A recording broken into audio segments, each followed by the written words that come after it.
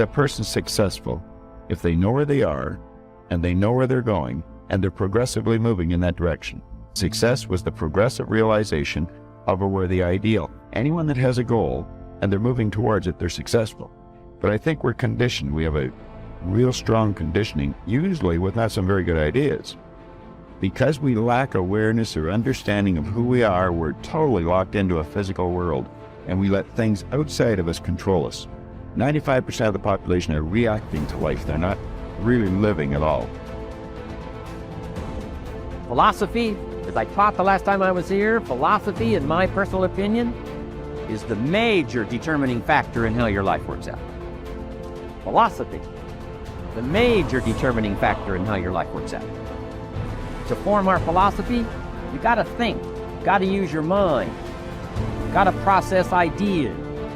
And in my opinion, each person's personal philosophy is the major factor in how your life works out. Here's what I called it in that last presentation when I was here. It's called the set of the sail. Each person's personal philosophy is like the set of the sail. Now, I used to think it was circumstances that ordered my life. I used to blame the traffic, the weather, used to blame circumstances. So I figured that, my future was going to be tied to what everybody else was arranging, the economy. And, you could turn around, go north, you can go east, you can go west, you can order the entire process of your own life. And we do that by the way we think. We do that by exercising our mind. We do that by processing ideas and come up with a better philosophy, a better strategy for our life, goals for the future, okay? Plans to achieve those goals. All this comes from developing our philosophy. I don't know how to start improving my life. Someone might say that. And I would say, well, you're not aiming low enough. There's something you could do that you are regarding as trivial, that you could do, that you would do, that would result in an actual improvement. But it's not a big enough improvement for you, so you won't lower yourself enough to take the opportunity. The point is, your best strategic position is, how am I insufficient and how can I rectify that? That's what you've got. And the thing is, you are insufficient and you could rectify it. Both of those are within your grasp. If you aim low enough. Time and dedication. It takes a willingness to accept that you're not yet good enough. It takes the ability to stare at the places that you know that you're weak, to really look at those things and not let it affect your sense of self-esteem and not let it affect your sense of self-worth, so that you can still get the momentum going. But you have to understand that in the beginning, we're all terrible. Remember, little achievements lead to confidence that conquers guilt. Then buy up every challenge to reach your goal. You can now handle it. The winter, the spring, the harvest. Bring a new zeal to every problem, to every fear, to every opportunity.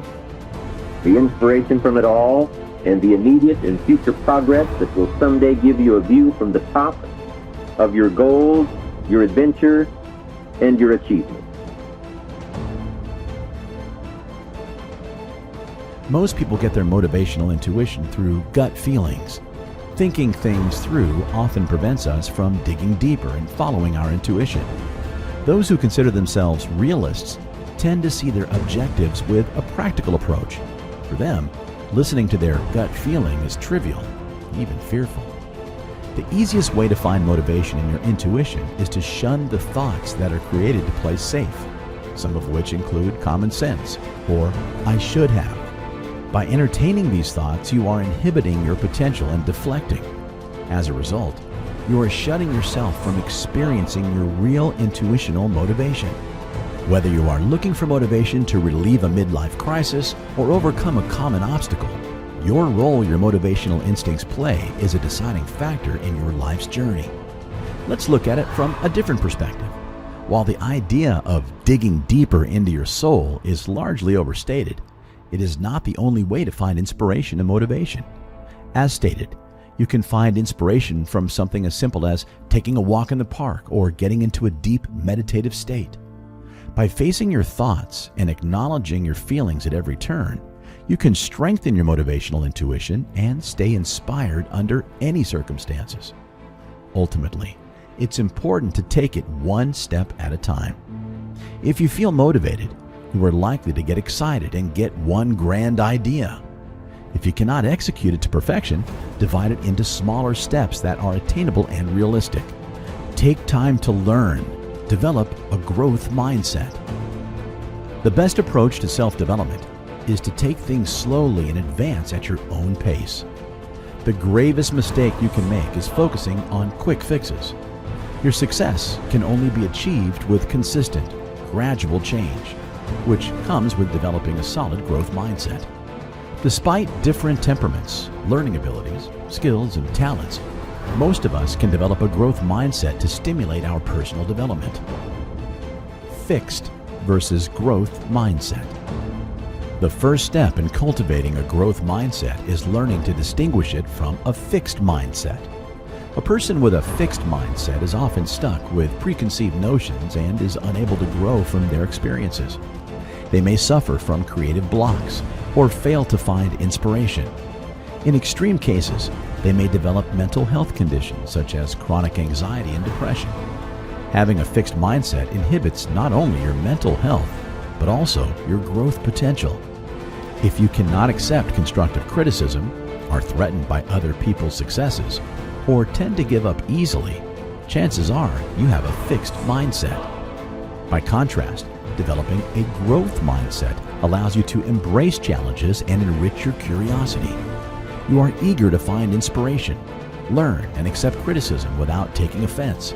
The best way to stay motivated and avoid repeating the same mistakes is by reflecting on your past. Amend your past mistakes and redefine your mindset as you seek self-improvement. Most importantly, focus on the journey and the process instead of fixating on the results. When you seek quality and stability, successful outcomes will always follow. In the end, a growth mindset grants you freedom, whereas a fixed mindset caps your potential.